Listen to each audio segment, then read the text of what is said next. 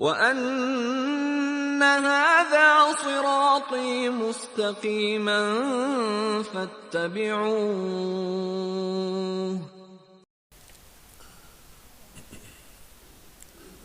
السلام علیکم ورحمۃ اللہ وبرکاتہ. ان الحمد للہ نحمده ونستعینه ونستغفره ونعوذ باللہ من شرور انفسنا ومن سیئات اعمالنا. من يهده الله فلا مضل له ومن يضلل فلا هادي له. وأشهد أن لا إله إلا الله وحده لا شريك له وأشهد أن محمدًا عبده ورسوله. أما بعد فإن خير الحديث كتاب الله وخير الهدي هدي محمد صلى الله عليه وسلم وشر الأمور محدثاتها وكل محدثة بدعة وكل بدعة ضلالة وكل ضلالة في النار. قال الله تبارك وتعالى في القرآن المجيد: أعوذ بالله السميع العليم من الشيطان الرجيم. بسم الله الرحمن الرحيم. إنا أرسلناك شاهدا ومبشرا ونذيرا لتؤمنوا بالله ورسوله وتعزروه وتوقروه وتسبحوه بكرة وأصيلا. اللهم صل على محمد وعلى آل محمد كما صليت على إبراهيم وعلى آل إبراهيم إنك حميد مجيد. اللهم بارك على محمد وعلى آل محمد كما باركت على إبراهيم وعلى آل إبراهيم إنك حميد مجيد. اللهم انفعني بما علمتني وعلمني ما ينفعني وزدني علما. تمام تر تعریفات، تحمیدات، تجمیدات، تسبیحات، بڑائی، کبریائی، عظمتیں اللہ وحدہ لا شریک کے لیے کہ جس مالک ارض و سما نے ہمیں انسان بنانے کے ساتھ ساتھ مسلمان بنایا. لا تعداد درود و سلام سید الاولین والآخرین، سید ولد آدم، خاتم النبیین، امام المجاہدین جناب محمد الرسول اللہ صلی اللہ علیہ وسلم کی ذات گرامی پر کہ جنہیں اللہ تبارک و تعالی نے دین اسلام جیسی عظیم نعمت دے کر، قرآن مجید جیسی کتاب ہدایت دے کر اور اس دین کو سائر الادیان، تمام مذاہب پر غالب کرنے کے لیے دعوت اور جہاد کا منہج دے کر انسانوں کی ہدایت اور رہنمائی کے لیے مبعوث فرمایا. گزشتہ جمعۃ المبارک میں ہم بات کر رہے تھے کہ رسول اللہ صلی اللہ علیہ وسلم اور آپ کے ساتھی اللہ کے دین کی خاطر بے شمار تکالیف سے گزر رہے تھے، اور رسول اللہ صلی اللہ علیہ وسلم فرماتے ہیں: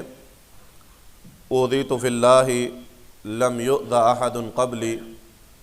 کہ مجھے اللہ کے لیے اتنا ستایا گیا ہے، اتنی تکالیف دی گئی ہیں کہ مجھ سے پہلے کسی کو اتنی تکالیف نہیں دی گئیں. اس کی چند ایک واقعات آپ کے سامنے رکھے تھے، اور خطبہ کے آخر میں ہم یہ بات کر رہے تھے کہ اللہ رب العالمین نے ظلم و ستم کے اس دور میں کہ جب مسلمان ظلم کی چکی میں پس رہے تھے اور سن 5 نبوی کا یہ وسط تھا،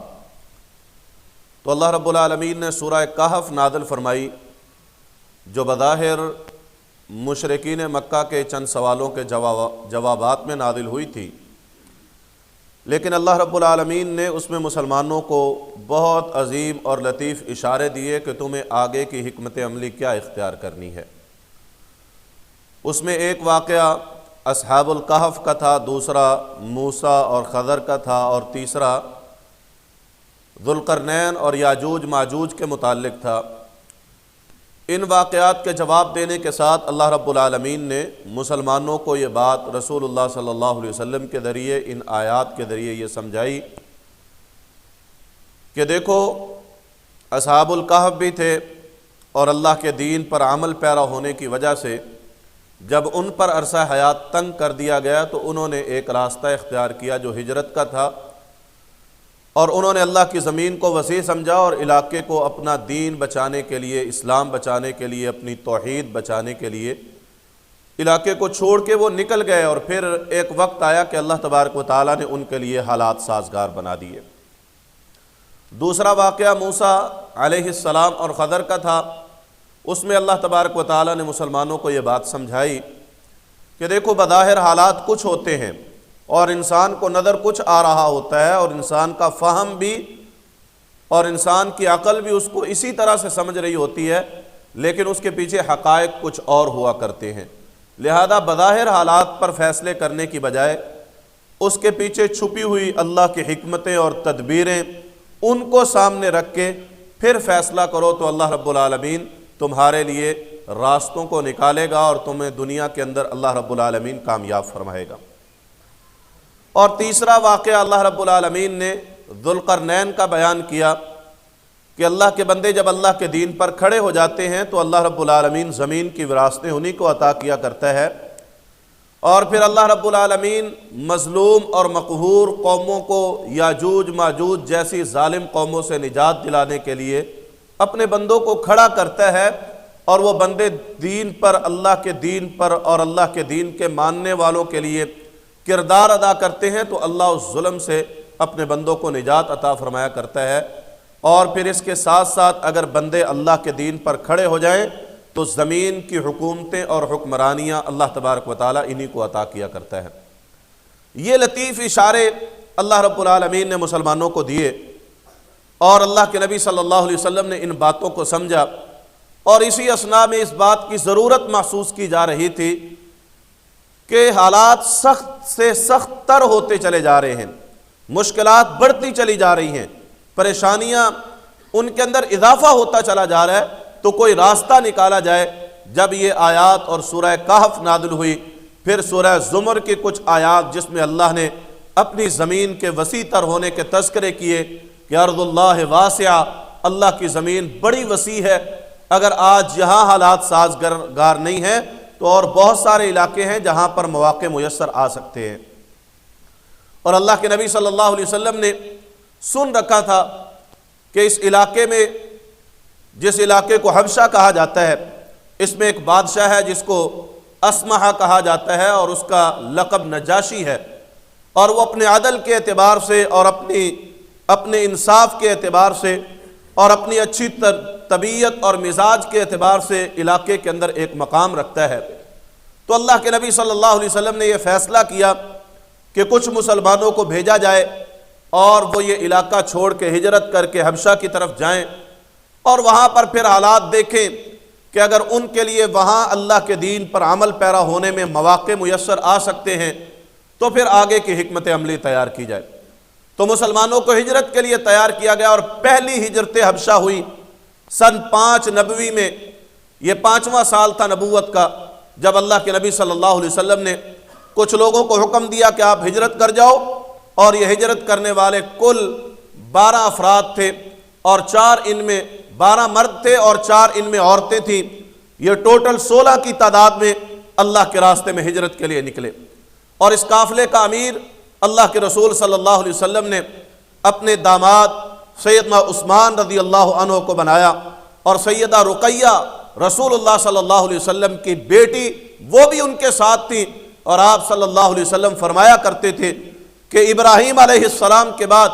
اور لوط علیہ السلام کے بعد یہ پہلا گھرانہ ہے کہ جس نے اللہ کی راہ میں ہجرت کی ہے، اپنے دین کو بچانے کے لیے، اپنے ایمان کو بچانے کے لیے جو اپنے گھر کو چھوڑ کے ایک علاقے کو ترک کر کے دوسرے علاقے کے اندر گئے ہیں۔ تو یہ ہجرت تھی، اور اللہ رب العالمین نے جہاں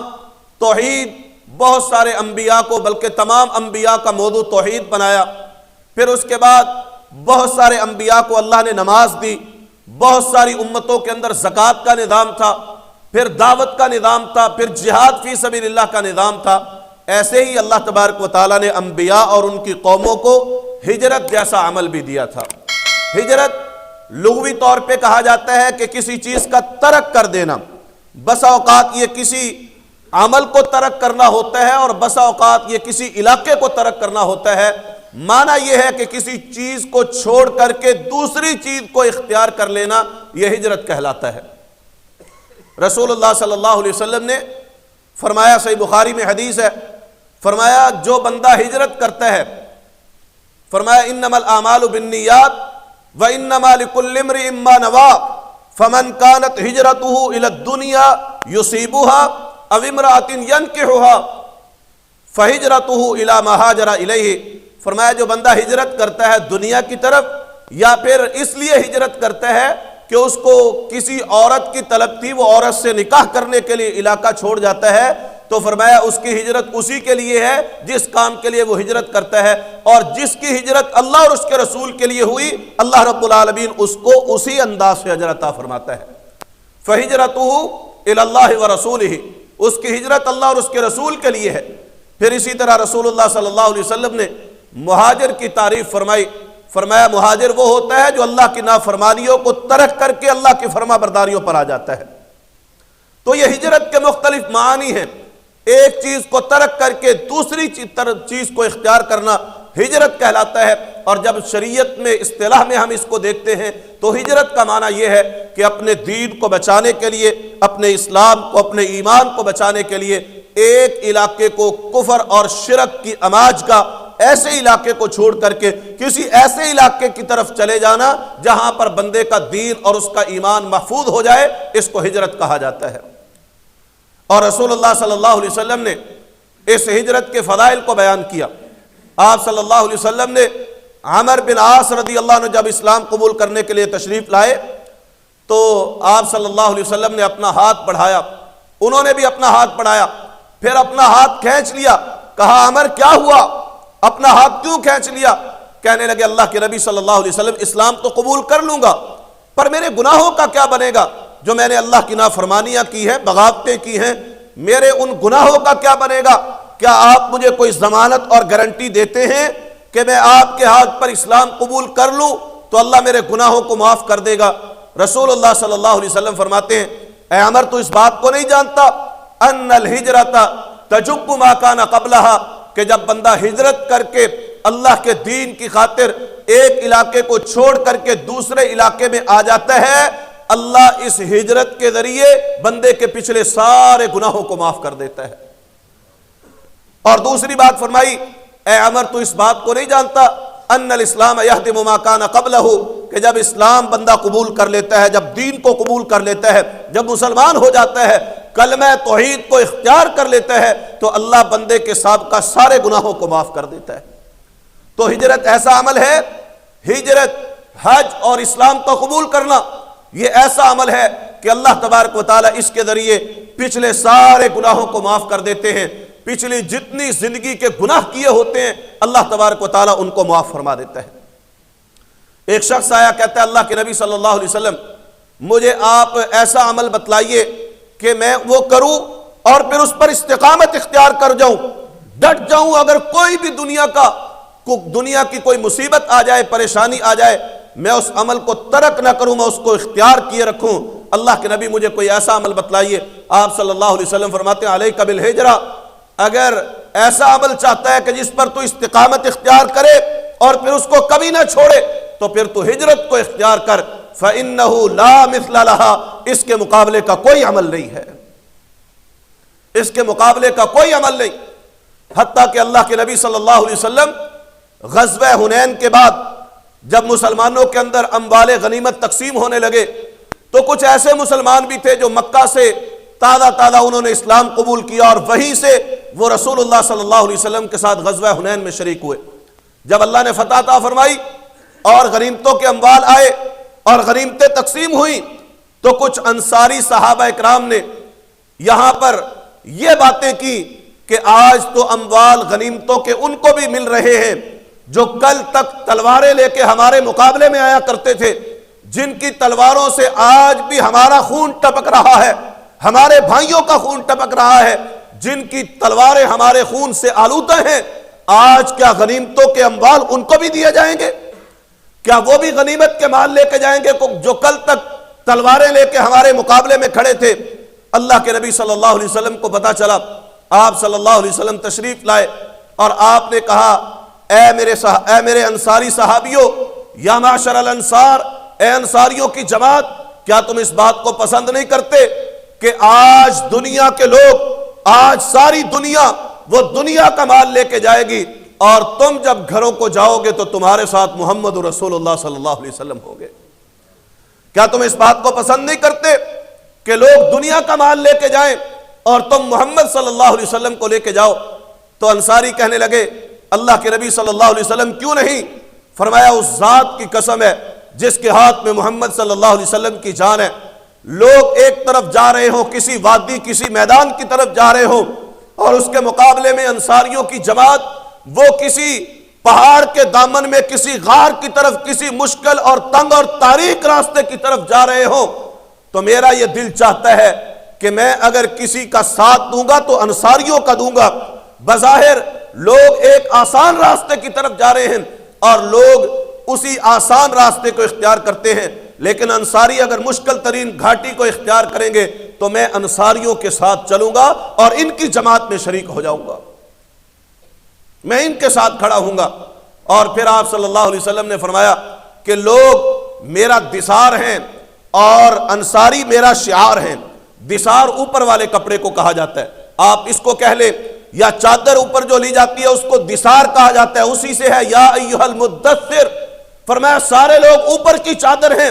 اور شعار اندر کے جو کپڑا بدن کے ساتھ لگا ہوتا ہے،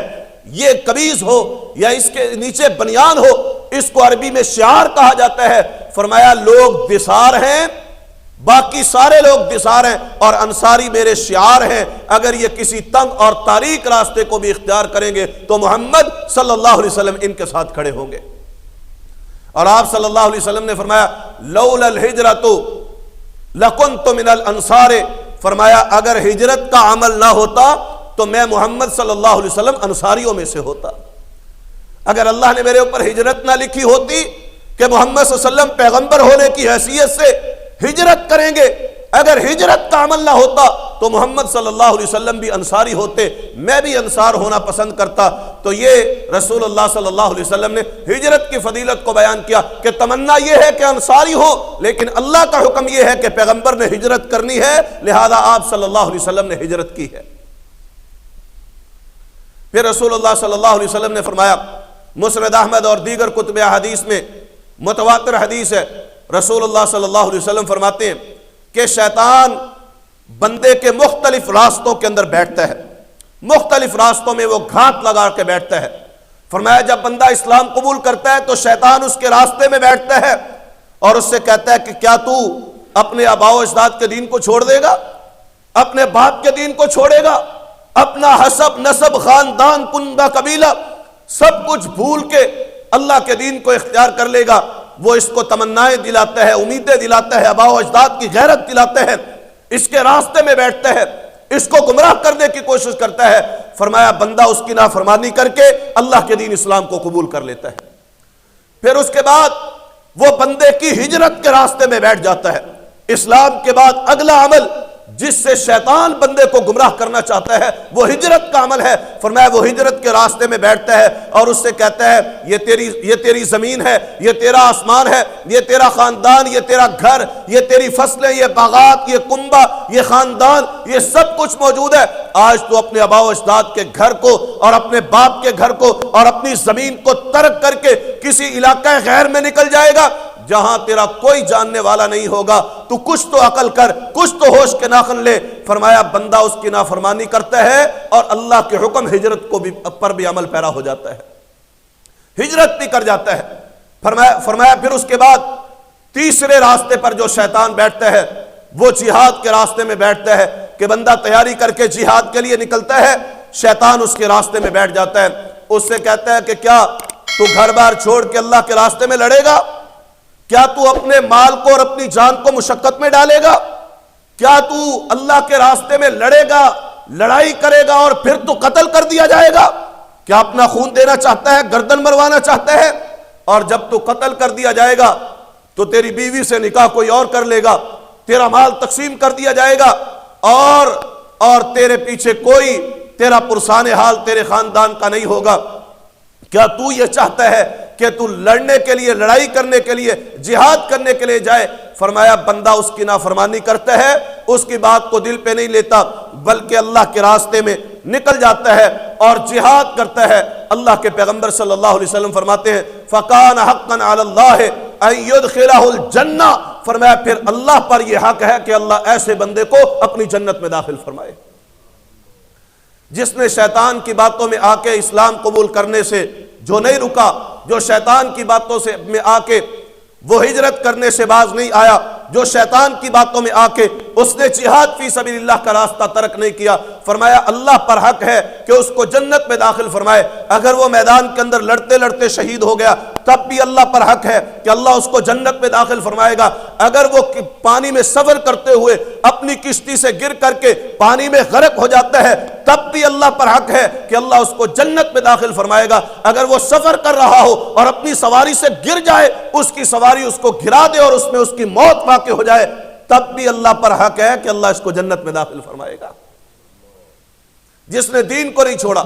جس نے اسلام کو نہیں چھوڑا، جس نے ہجرت کو نہیں چھوڑا، جس نے جہاد فی سبیل اللہ کو نہیں چھوڑا، اللہ رب العالمین اس کو جنت کے اندر داخل فرمائیں گے۔ تو یہ ہجرت کا عمل تھا جس کے لیے مسلمانوں کو سورہ کہف کی آیات کے ذریعے تیار کیا جا رہا تھا۔ مسلمانوں نے حبشہ کی طرف ہجرت کی اور وہاں پر پہنچ گئے اور امن و امان سے زندگی بسر کرنے لگے۔ انہی دنوں کے اندر ایک واقعہ پیش آیا۔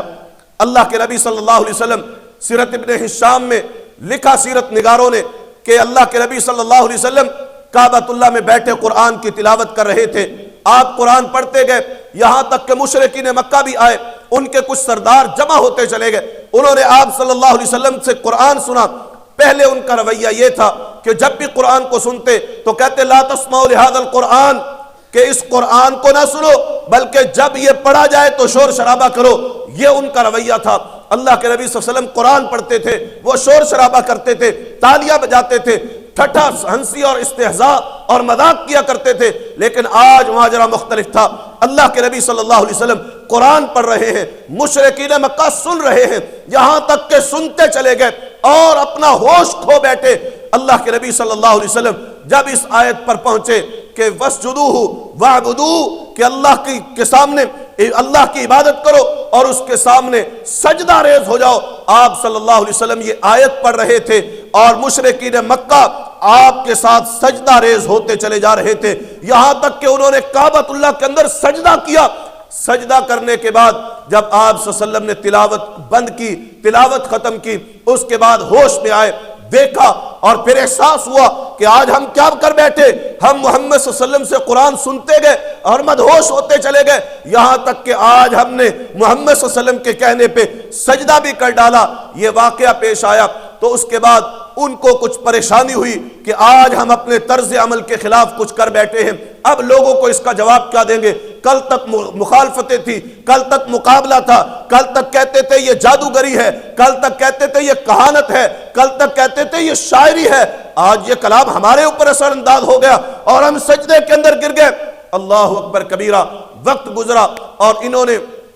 جو لوگ اس سجدے میں اور اس مجلس میں شریک نہیں تھے انہوں نے پھر لان تان کیا، ملامت کی کہ کل تک مخالفتیں کرتے تھے، آج خود ساتھ جا کے کھڑے ہو گئے، اب خود سجدہ ریز ہو گئے۔ تو انہوں نے ایک ہیلا نکالا، کہا نہیں ایسی بات نہیں ہے، ہم نے قرآن سن کے کوئی سجدہ تھوڑی کیا، ہمارے اوپر قرآن اثر انداز نہیں ہوا، بلکہ نعوذ باللہ محمد صلی اللہ علیہ وسلم نے آج قرآن پڑھتے پڑھتے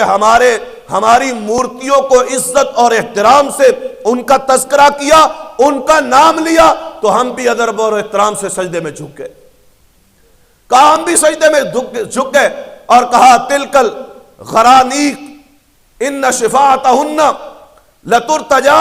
کہ یہ وہ ان مورتیوں کا تذکرہ انہوں نے کیا ہے، ان مورتیوں کا اور مقدس ہستیوں کا تذکرہ کیا ہے کہ جن کی شفاعت کی امید رکھی جاتی ہے. آج محمد صلی اللہ علیہ وسلم نے چونکہ ان کا تذکرہ کیا ہے اس لیے ہم بھی ان کے ساتھ سجدہ ریز ہو گئے ہیں. یہ بات بہرحال واقعہ پیش آیا اور یہ بات عرب میں پھیلتی چلی گئی اور بات پھیلتی پھیلتی حبشہ تک پہنچی، اور حبشہ میں یہ بات اس انداز سے پہنچی کہ مشرکین مکہ رسول اللہ صلی اللہ علیہ وسلم کے دین پر آ گئے ہیں، انہوں نے اسلام قبول کر لیا ہے، انہوں نے ساتھ سجدہ کیا، لہذا سارے کے سارے قریش مسلمان ہو گئے ہیں. یہ بات حبشہ میں پہنچی. مسلمان وہاں سے جو ہجرت کر کے گئے تھے خوش ہوئے اور انہوں نے واپسی کی راہ لی کہ واپس چلتے ہیں، اب تو سارا مکہ ہی مسلمان ہو گیا ہے. وہاں سے چلتے چلتے جب مکہ سے ایک دن کے فاصلے پر پہنچے تو حقیقت آشکارا ہوئی کہ وہ تو سب دھوکہ تھا، فراڈ تھا، یہ ماجرا تو ہوا تھا، لیکن پھر وہ پھر گئے اور انہوں نے اس کے لیے یہ علتیں اور حجتیں نکال کے اپنی دشمنی کے اندر پھر وہ جو ہے وہ زیادہ ہو گئے. تو کچھ مسلمان وہیں سے واپس پلٹے اور بھاگے اور جا کر کے حبشہ میں پناہ لی، اور کچھ مسلمان چھپ چھپا کے اور کچھ لوگوں کی پناہ لے کے مکہ کے اندر دوبارہ داخل ہو گئے. یہ پہلی ہجرت حبشہ تھی، اسلام کی پہلی ہجرت تھی جس میں 12 مرد اور 4 عورتوں نے شرکت کی تھی، اور سیدنا عثمان بن عفان رضی اللہ عنہ اور آپ صلی اللہ علیہ وسلم کی صاحبزادی بھی رقیہ بھی اس ہجرت کے اندر شریک تھی. پھر دوسری ہجرت حبشہ ہوئی.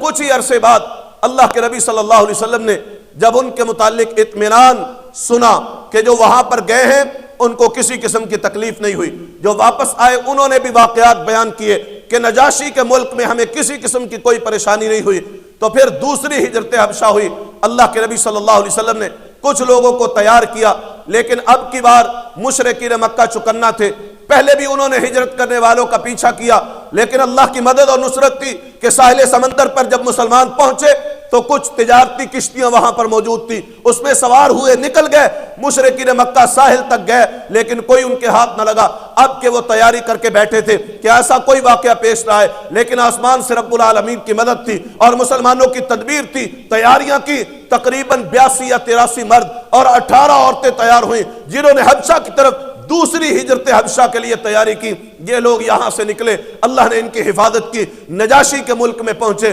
مشرکین مکہ کو پتا چلا تو انہوں نے کہا پہلی بھی ہجرت ہوئی تھی اور یہ لوگ بھاگ کے چلے گئے تھے، ہمارے ظلم و ستم سے نجات مل گئی تھی، یہ ایسے ممکن نہیں ہے، ان کا راستہ روکا جائے. تو پھر انہوں نے تیاریاں کی کہ کس طرح سے مسلمانوں کو حبشہ سے واپس لا کے اپنے ظلم و ستم کا نشانہ بنایا جائے. پھر یہ ایک عظیم واقعہ تھا. 2 لوگوں کو تیار کیا گیا. ایک عمر بن عاص رضی اللہ عنہ جو اس وقت مسلمان نہیں ہوئے تھے، ان کو تیار کیا گیا، اور عبداللہ بن ربیعہ نامی شخص کو تیار کیا گیا کہ جاؤ جا کر کے نجاشی سے مذاکرات کرو اور مسلمانوں کو واپس لے کے آؤ. یہ یہاں سے انہوں نے تحفے تحائف تیار کیے، بہت سارے کھانے اور اپنے علاقے کی سوغاتیں نہ جانے کیا کیا تیار کر کے وہاں پر پہنچے. میں نے شاید پچھلے کسی خطبے میں عرض کیا تھا کہ عمر بن عاص کو اللہ نے بہت فہم اور فراست دی تھی، یہ بڑا دانا آدمی تھا، اور اسلام میں آیا کہ تو اللہ کے نبی صلی اللہ علیہ وسلم نے صرف 6 مہینے بعد غزوہ ذات السلاسل میں ان کو امیر بنا کے بھیجا تھا، اور اس غزوے کے اندر ابو بکر بھی تھے، عمر بھی تھے، سیدنا عثمان بھی تھے، علی بھی تھے، چاروں بڑے بزرگ موجود تھے، لیکن اللہ کے نبی صلی اللہ علیہ وسلم نے کمانڈر عمر بن عاص رضی اللہ عنہ کو بنا کے بھیجا تھا. اپنی جاہلیت میں بھی بہت دانا اور حکیم سمجھے جاتے تھے،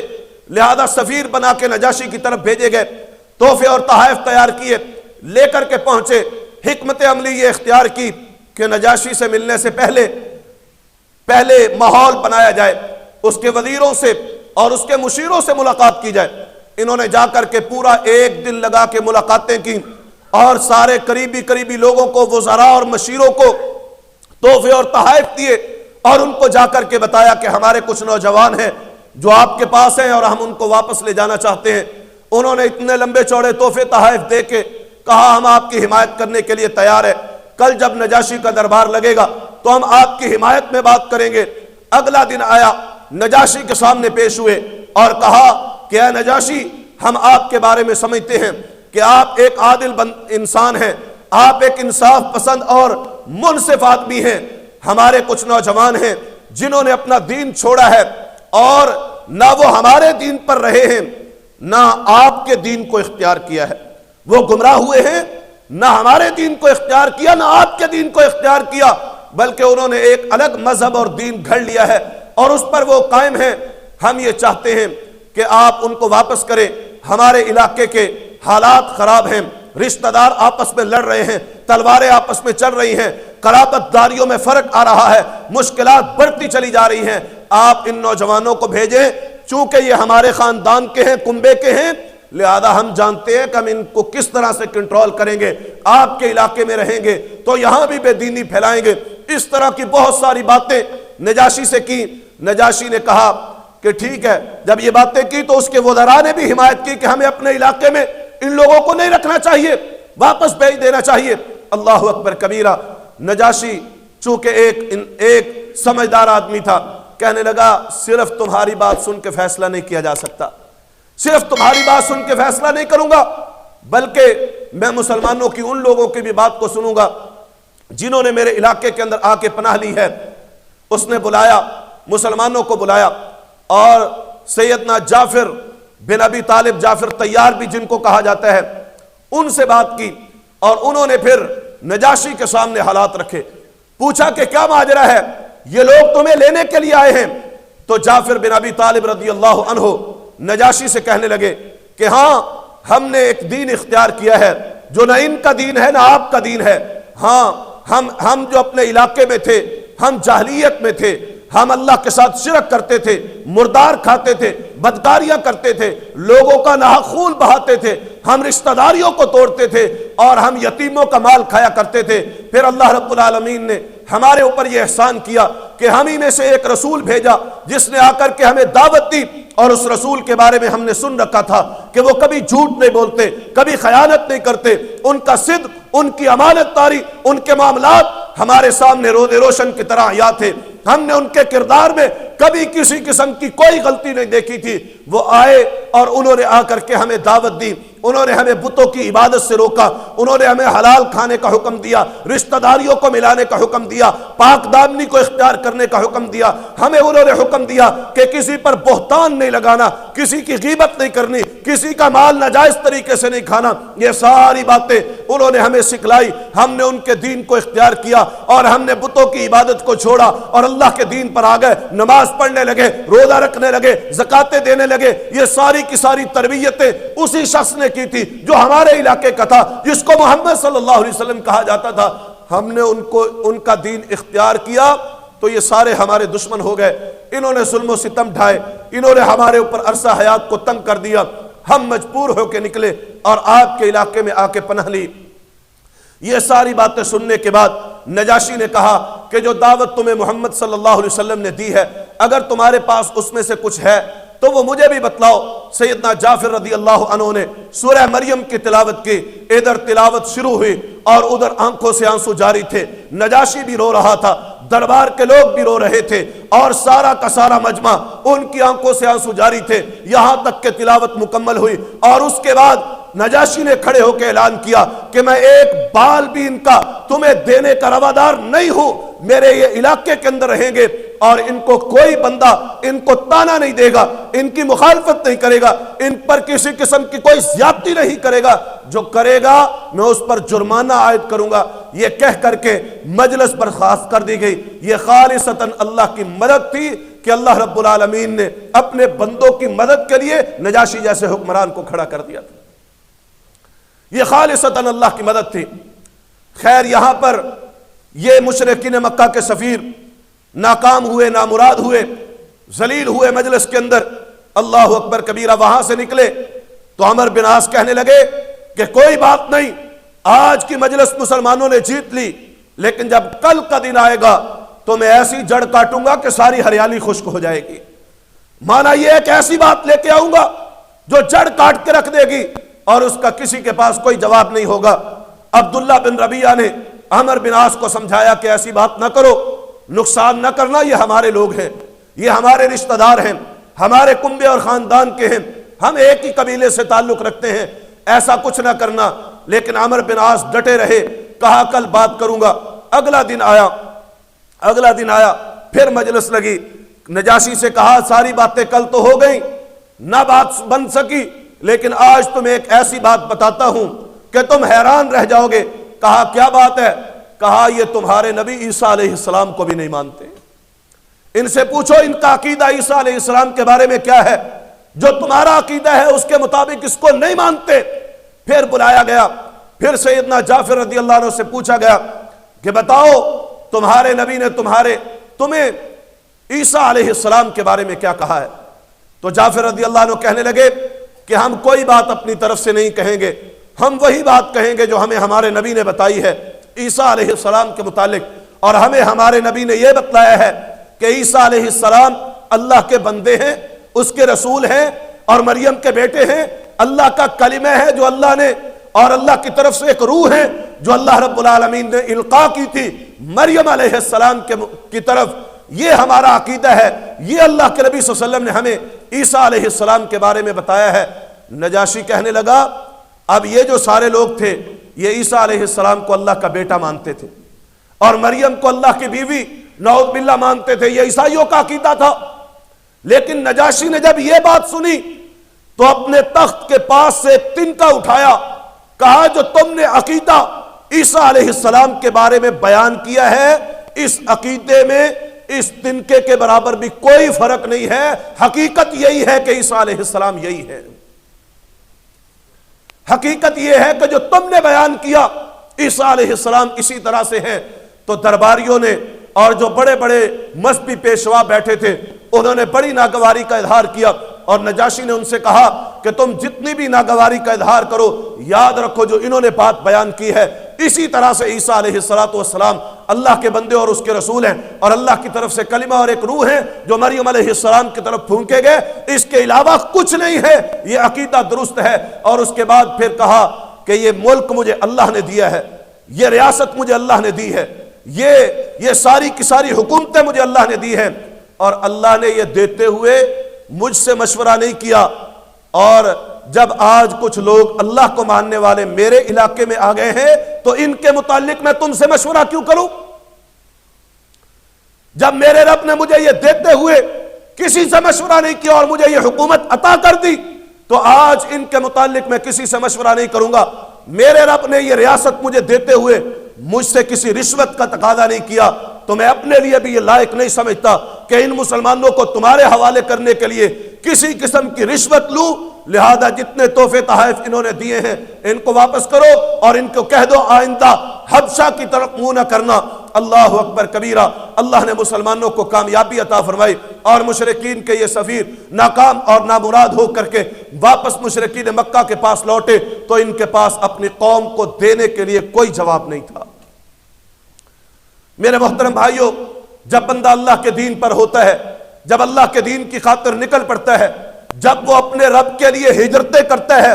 اپنے رب کے لیے قربانیاں دیتا ہے، تو پھر اللہ رب العالمین اس کے بدلے بھی عطا کیا کرتا ہے۔ رسول اللہ صلی اللہ علیہ وسلم فرمایا کرتے تھے کہ جو بندہ من ترک شیئا للہ، جو بندہ اللہ کے لیے کسی چیز کو چھوڑ دیتا ہے اور وہ چیز اس کی محبوب ترین ہوا کرتی ہے، وہ اس کی قربانی دے دیا کرتا ہے، اللہ تبارک و تعالیٰ اس کے بدلے میں جب اس کو کوئی چیز عطا کرتا ہے تو وہ اس سے بہت بہتر ہوا کرتی ہے، اللہ بدلے دیا کرتا ہے۔ اور یہاں پر مکہ میں اگر مشکل حالات تھے تو اللہ تبارک و تعالیٰ نے ہجرتوں کے بدلے میں مسلمانوں کو آسانیاں عطا فرمائی۔ اللہ اکبر کبیرہ۔ ہجرت کے اس سازش کے بعد پھر مشرکین مکہ نے کہا کہ جو لوگ چلے گئے سو چلے گئے، اب کسی طرح سے اس دعوت کو روکا جائے۔ پھر یہ بار بار ابو طالب کے پاس آتے تھے کہ ہمارا ظلم و ستم، ظلم و جور کسی کام نہیں آیا، چلو جا کر کے کہتے ہیں ابو طالب سے، اس کا بھتیجا ہے، شاید اس کی کوئی بات سمجھ آ جائے۔ مشرکین مکہ ابو طالب کے پاس آتے ہیں، کہتے ہیں ہم نے آپ کو بہت سمجھایا، آپ سے کہا کہ اپنے بھتیجوں کو سمجھا لے، پر آپ نہیں سمجھا سکے۔ ہم نے آپ سے کہا کہ اپنے بھتیجے کو روکو کہ وہ ہمارے آباء و اجداد کے دین کی توہین نہ کرے، ہمارے بتوں کی توہین نہ کرے، پر آپ اس میں ناکام رہے۔ ابو طالب ہم آپ کے پاس آج آخری دفعہ آئے ہیں کہ تم اپنے بھتیجے کو سمجھا لو وگرنہ تمہارے اور ہمارے درمیان ایسی جنگ چھڑ سکتی ہے کہ ایک فریق کا صفایا کر دے گی، یا تم نہیں رہو گے یا ہم نہیں رہیں گے۔ روک لو اپنے بھتیجے کو۔ بہت ساری باتیں کی، ابو طالب پر ان باتوں کا بہت اثر ہوا۔ رسول اللہ صلی اللہ علیہ وسلم کو بلایا اور سامنے رکھا، بات سامنے رکھی، کہا آج تمہاری قوم کے لوگ میرے پاس آئے تھے اور آ کر کے انہوں نے یہ باتیں کی ہیں، اور وہ انتہائی قدم اٹھانے پر تیار ہیں، وہ آپ کا مقابلہ، آپ کو قتل کرنے کے لیے اور آپ کے خلاف کوئی بھی قدم اٹھانے کے لیے تیار ہیں۔ میرے بھتیجے باز آ جاؤ، اگر یہ دعوت رک سکتی ہے، میرے اوپر اتنا بوجھ نہ ڈالو جس کو میں اٹھا نہ سکوں۔ یہ باتیں اللہ کے نبی صلی اللہ علیہ وسلم سے چچا ابو طالب کر رہے تھے۔ بڑھاپا بھی تھا، مجبوریاں بھی تھیں، خاندان کی دشمنیاں بھی تھیں، اور آج ایک نئی دشمنی جنم لے رہی ہے، اور ابو طالب مجبور نظر آتے ہیں اور اپنے بھتیجے کے سامنے اپنی بے بسی اور بے کسی کا اظہار کر رہے ہیں۔ اللہ کے نبی صلی اللہ علیہ وسلم نے اس بات کو سنا تو آپ صلی اللہ علیہ وسلم یہ سمجھ بیٹھے کہ شاید جیسے سارے لوگ چھوڑ گئے تھے، آج چچا ابو طالب بھی چھوڑ دے گا، آج شاید یہ بھی میری مدد کرنا چھوڑ دے گا، اور اس کے بعد کوئی ساتھ کھڑا نہیں ہوگا۔ اللہ کے نبی صلی اللہ علیہ وسلم اپنے چچا سے کہنے لگے، اے چچا جان، آپ یہ ساری باتیں کرتے ہیں، میری بات بھی سن لیجئے کہ اگر یہ میرے ایک ہاتھ پہ چاند اور دوسرے ہاتھ پہ سورج لا کے رکھ دیں، میں تب بھی اپنی دعوت سے باز نہیں آؤں گا، یہاں تک کہ اللہ اپنے کلمے کو غالب کر دے، یا اس کے اندر میری جان چلی جائے، میں اس میں فنا ہو جاؤں، میری موت تو آ سکتی ہے، میں اپنے مشن سے کبھی دستبردار نہیں ہو سکتا، میں اپنے عمل کو، اپنی دعوت کو نہیں چھوڑوں گا۔ اس قدر مضبوط اعصاب، مضبوط ارادے دعوت کے میدان میں اللہ کے نبی صلی اللہ علیہ وسلم کے، کہ ایک ہاتھ پہ سورج اور دوسرے ہاتھ پہ چاند لا کے رکھ دے تب بھی دعوت نہیں چھوڑوں گا۔ معنی کیا ہے؟ جہاں جہاں سورج کی روشنی پڑتی ہے اور جہاں جہاں چاند اپنی روشنیاں بکھیرتا ہے،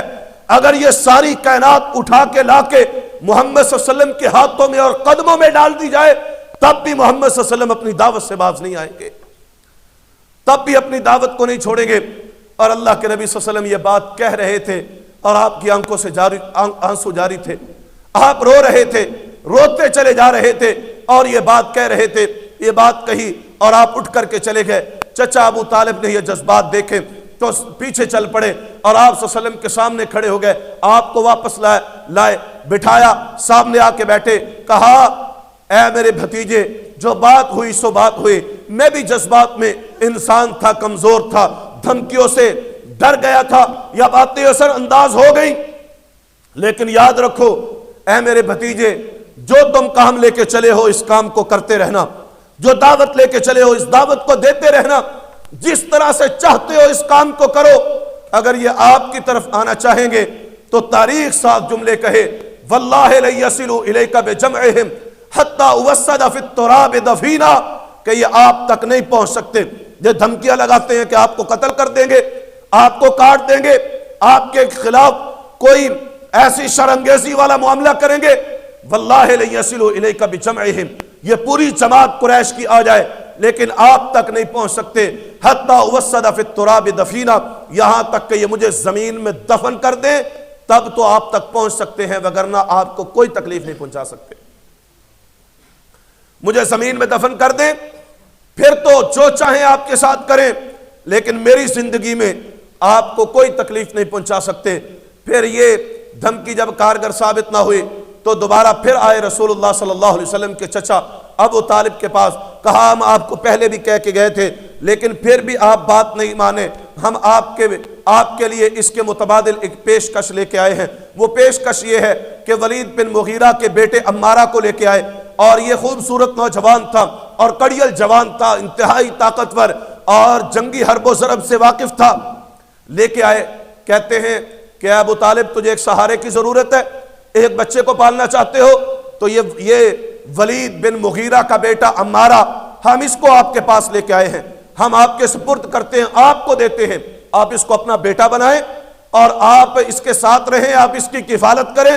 آپ کے ساتھ یہ کام کاج ہمیشہ آپ کا ہوگا، ہم کبھی بھی اس کے متعلق آپ سے سوال نہیں کریں گے، آپ یہ لے لو اور اس کے بدلے میں ہمیں محمد صلی اللہ علیہ وسلم دے دو، یہ بیٹا لے لو، یہ جوان لے لو، اور اس کے بدلے میں محمد صلی اللہ علیہ وسلم دے دو تاکہ ہم ان کو قتل کر ڈالیں اور ہماری ہمیشہ کے لیے لڑائی اور جھگڑا ختم ہو جائے، آپ کو بھی سہارا مل جائے گا، بیٹا مل جائے گا اور ہمارا بھی کام ہو جائے گا۔ ابو طالب نے یہ بات سنی تو انتہائی غصے میں آ گئے، کہا ظالموں کیسا سودا کرنے آئے ہو؟ یہ انصاف کی بات ہے کہ اپنا بیٹا مجھے دینے کے لیے آئے ہو تاکہ میں اس کو پالوں پوسوں اور اس کی کفالت کروں، اور مجھ سے میرا بیٹا بھتیجا مانگتے ہو تاکہ جا کے اس کی گردن کاٹ دو؟ اور یہ تمہارا انصاف ہے؟ کیسا انصاف لے کے آئے ہو کہ مجھ سے اولاد مانگتے ہو کہ قتل کرو گے اور اپنی اولاد دیتے ہو کہ میں اس کی کفالت کروں؟ یہ کون سی سودے بازی ہے؟ پھر اس کے بعد یہ جھگڑا بڑا، بات ہوئی تو ابو طالب نے کہا جاؤ جاؤ کہ جو کچھ کرنا چاہتے ہو کر لو، میں تمہارے مقابلے کے لیے تیار ہوں، محمد صلی اللہ علیہ وسلم کی میں حفاظت کرتا رہوں گا جب تک میرے جسم میں جان ہے۔ یہ دھمکیاں دے کے مشرکین مکہ یہاں سے روانہ ہو گئے، لیکن ان کی کوئی دھمکی کارگر ثابت نہ ہوئی، دعوت دین بڑھتی چلی گئی، اللہ کا دین پھیلتا چلا گیا، یہاں تک کہ مشرکین مکہ اس نتیجے پر پہنچے کہ اب محمد صلی اللہ علیہ وسلم کو قتل کیے بغیر کوئی چارہ نہیں ہے۔ اللہ اکبر کبیرہ۔ اب اس نتیجے پر پہنچے کہ محمد صلی اللہ علیہ وسلم کو نعوذ باللہ قتل کر دیا جائے، اس کے لیے منصوبہ بندیاں کی اور اس کے لیے تیاریاں کی، مختلف حربے اس کے لیے اپنائے۔ ابو لہب کا بیٹا عتیبہ ایک دن رسول اللہ صلی اللہ علیہ وسلم کے پاس آیا اور آ کر کے اس نیت سے آیا کہ آج جو کچھ ہو سکا محمد صلی اللہ علیہ وسلم کا کام تمام کروں گا۔ آیا اور رسول اللہ صلی اللہ علیہ وسلم سے کہنے لگا کہ تمہارے اوپر یہ جو آیات اتری ہیں وَالنَّجْمِ إِذَا هَوَىٰ اور ثُمَّ دَنَا فَتَدَلَّىٰ، یہ جو آیتیں اتری ہیں میں عتیبہ اس کا انکار کرتا ہوں۔ پھر آپ پر مسلط ہوا، آپ کو زد و کوب کیا، آپ صلی اللہ علیہ وسلم کے لباس آپ کے کرتے کو پھاڑ ڈالا، آپ کے چہرے پر تھوکنے کی کوشش کی، یہ ساری سزائیں دی۔ اللہ کے نبی صلی اللہ علیہ وسلم جو ہے کچھ لوگوں نے بیچ بچاؤ کیا، معاملہ ختم ہوا، آپ صلی اللہ علیہ وسلم انتہائی پریشان ہوئے، تکلیف کی اس کیفیت میں آپ نے بد دعا دی، اللہم سلط علیہ کلبا من کلابک، اے اللہ جو آج محمد صلی اللہ علیہ وسلم پر مسلط ہوا، آپ پر حملہ آور ہوا، اللہ اپنے کتوں میں سے کوئی کتا اس پر مسلط کر دے۔ اس نے یہ بد دعا سنی، پریشان ہوا، اپنے باپ کو جا کے بتایا، ابو لہب کو بتایا، ابو لہب بھی پریشان ہوا کہ ظالم کیا کر کے آیا ہے، محمد صلی اللہ علیہ وسلم کی زبان سے بد دعا نکلتی ہے تو پوری ہو کے رہتی ہے، کیا کر کے آ گیا ہے تو؟ پھر یہ عتیبہ ملک شام میں تجارت کے لیے گیا، راستے میں ایک جگہ پڑاؤ ڈالا تو وہاں پر دیکھا کہ ایک شیر گھوم رہا ہے، اس نے دیکھا تو وہ بد دعا یاد آئی، کہا مجھے آج بچا لو، مجھے لگتا ہے کہ آج محمد صلی اللہ علیہ وسلم کی بد دعا پوری ہو جائے گی اور یہ شیر مجھے ہلاک کر دے گا۔ اللہ اکبر کبیرہ۔ اس کے ساتھیوں نے اس کو چھپایا، جانوروں کا گھیرا بنا کے اس کے درمیان اس کا بستر لگایا تاکہ شیر حملہ آور نہ ہو، اگر کوئی بھوکا ہوگا تو کوئی جانور اٹھا کے لے جائے گا لیکن اس کو کچھ نہیں کہے گا۔ لیکن جب رات ہوئی وہ شیر رات کو ڈھونڈتا ڈھونڈتا جانوروں میں سے گزرتا ہوا اس تک پہنچا اور اس کو چیر پھاڑ کے رکھ دیا، اور رسول اللہ صلی اللہ علیہ وسلم کی وہ بد دعا پوری ہوئی کہ اللہ اپنے درندوں میں سے کوئی درندہ اس پر مسلط کر دے۔ واپس آیا تو اس کی لاش واپس آئی۔ اللہ اکبر کبیرہ۔ پھر اس کے بعد ایک دن ابو جہل نے اپنی قوم کو جمع کیا، کہا بہت صبر کیا اور صبر کی انتہا، اور شاید ہم نے کبھی کسی معاملے میں اتنا صبر نہیں کیا جتنا صبر اس معاملے میں کیا کہ محمد صلی اللہ علیہ وسلم ہمارے بتوں کی توہین کرتا ہے، ہمارے آباء و اجداد کے خلاف باتیں کرتا ہے، لیکن اس کے باوجود ہم اس کے کچھ بھی بگاڑنے کے لیے کچھ نہیں بگاڑ سکے۔ اللہ اکبر کبیرہ۔ پھر اس نے یہ اعلان کیا کہ اگر محمد صلی اللہ علیہ وسلم مجھے مل گئے اور کل میں نے دیکھا کہ وہ بیت اللہ کے اندر آئے اور انہوں نے طواف کیا اور نماز پڑھی تو میں ایک بھاری پتھر جس کو اٹھانا میرے لیے مشکل ہوگا، انتہائی بھاری پتھر اٹھا کے محمد صلی اللہ علیہ وسلم کا سر کچل دوں گا۔ اگلا دن ہوا، لوگ جانتے تھے محمد صلی اللہ علیہ وسلم روزانہ تشریف لاتے ہیں، آپ صلی اللہ علیہ وسلم کعبۃ اللہ میں بیت اللہ میں تشریف لائے، لوگ انتظار میں مجمع بنا کے بیٹھے تھے، یہ پتھر اٹھا کے لا رہا تھا کہ اللہ کے نبی صلی اللہ علیہ وسلم کا سر کچل دے۔ اللہ اکبر کبیرہ۔ لوگوں نے دیکھا کہ یہ پیچھے کی طرف بھاگ رہا ہے اور ایسے لگتا ہے جیسے اس کے ہاتھ پتھر کے ساتھ چپک گئے ہیں، یہ پتھر سے جان چھڑانا چاہتا ہے پر پتھر اس کو چھوڑنے کے لیے تیار نہیں، واپس بھاگتا چلا جا رہا ہے، یہاں تک کہ مجمع میں پہنچا۔ لوگوں نے پوچھا ابو الحکم کیا ہوا؟ ابو الحکم، ابو جہل، عمر بن ہشام کیا ہوا؟ تو محمد صلی اللہ علیہ وسلم کا سر کچلنے کے لیے گیا تھا۔ کہا میں جا رہا تھا اچانک میں نے دیکھا کہ ایک اونٹ ہے، اور میں نے ایسا اونٹ کبھی نہیں دیکھا، ایسی کھوپڑی کبھی نہیں دیکھی، ایسی کبھی اونٹ کی جسامت نہیں دیکھی، وہ میرے اوپر حملہ آور تھا، ایسے کبھی دانت کسی اونٹ کے نہیں دیکھے، مجھے ایسے لگتا تھا جیسے مجھے ابھی کھا جائے گا، لہذا میں اس سے بچ کے بھاگا ہوں، اگر تھوڑا سا بھی آگے بڑھتا تو وہ مجھے کھا جاتا۔ رسول اللہ صلی اللہ علیہ وسلم سے پوچھا گیا اللہ کے نبی یہ کیا ہے؟ فرمایا یہ جبریل علیہ السلام تھے، اگر یہ آگے بڑھتا تو آج اس کا کام تمام کر کے رکھ دیتے۔ اللہ رب العالمین نے اس طرح سے اپنے پیغمبر صلی اللہ علیہ وسلم کی حفاظت فرمائی۔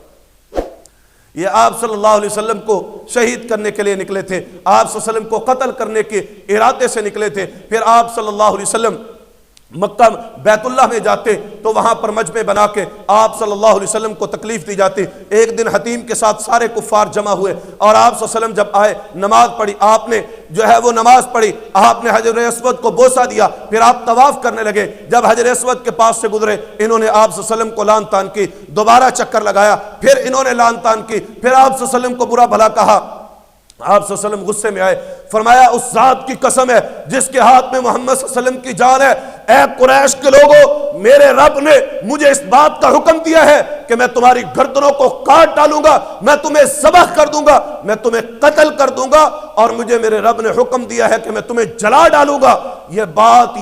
یہ الفاظ اتنے روبدار تھے کہ وہاں سکتہ طاری ہو گیا اور لوگ پریشان ہو گئے کہ آج محمد صلی اللہ علیہ وسلم نے کیا بات کہہ دی، کہا مجھے رب نے قریش کو ذبح کرنے کے لیے مبعوث فرمایا ہے۔ اللہ اکبر کبیرہ۔ اس کے بعد کچھ لوگ آگے بڑھے، کہا محمد صلی اللہ علیہ وسلم آپ تو بڑے کریم ہیں، آپ رشتہ داری قرابت داری کا خیال کرنے والے ہیں۔ یہ باتیں کہہ کر کے آپ صلی اللہ علیہ وسلم وہاں سے نکل گئے۔ پھر اس کے بعد اگلا دن ہوا، پھر جمع ہوئے، پھر انہوں نے آپ صلی اللہ علیہ وسلم پر حملہ کیا، اور ایک شخص نے عقبہ بن ابی معیط نے آپ کے گلے میں چادر ڈالی اور اس کو بل دینا شروع کیے، یہاں تک کہ آپ کی آنکھیں باہر آنا شروع ہوئیں۔ اسی اثناء میں سیدنا ابو بکر صدیق رضی اللہ عنہ تشریف لائے اور آ کر کے آپ صلی اللہ علیہ وسلم کو بچایا، اور جب آپ کو بچا رہے تھے تو آپ پر بھی ضربیں لگیں۔ اسماء بنت ابی بکر فرماتی ہے جب میرے بابا ابو بکر واپس آئے تو سر میں 4 چوٹیں لگی ہوئی تھی اور اتنی خراب حالت تھی کہ ہم جو بال صاف کرنے کے لیے پکڑتے وہ بال ہمارے ہاتھ میں آ جایا کرتے تھے۔ جب بچانے والے کو اتنی چوٹیں لگی ہوگی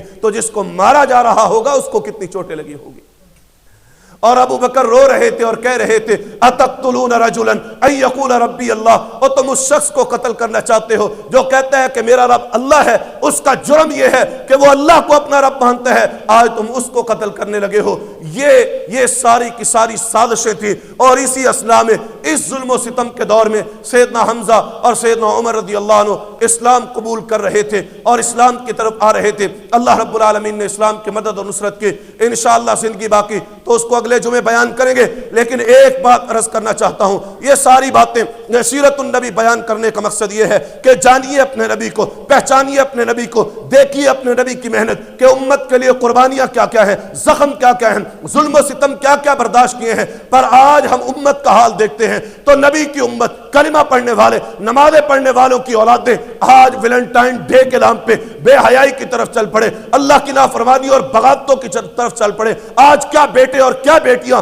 اللہ کی نافرمانی اور بغاوتوں پر اور ان فحاشیوں اور عریانیوں کے راستوں کی طرف چل پڑے کہ جس کو ختم کرنے کے لیے، جس کو روکنے کے لیے محمد صلی اللہ علیہ وسلم تشریف لائے تھے، جس کے لیے آپ نے تکلیفیں اٹھائی تھی، مصیبتیں اٹھائی تھی۔ 14 فروری کا دن آیا، آج امت مسلمہ کے بیٹے اور بیٹیوں نے ہاتھوں میں گلاب سجائے اور کتنے ہی گلاب مسل ڈالے گئے اور کتنے ہی مسل دیے جائیں گے۔ آؤ دیکھو اور پڑھو اپنے نبی کی سنت و سیرت کو کہ اس نبی نے قربانیاں اس وقت کے لیے دی تھی کہ امت آج اللہ کی نافرمانی اور بغاوتوں پر کھڑی ہو جائے، بے حیائی اور فحاشی اور عریانی پر کھڑی ہو جائے، بے رہروی کا شکار ہو جائے، غیروں کی نقالی پر، عیسائیوں کے تہواروں میں اپنے دنوں اور راتوں کو گزارے۔ کیا نبی نے قربانیاں اس لیے دی تھی؟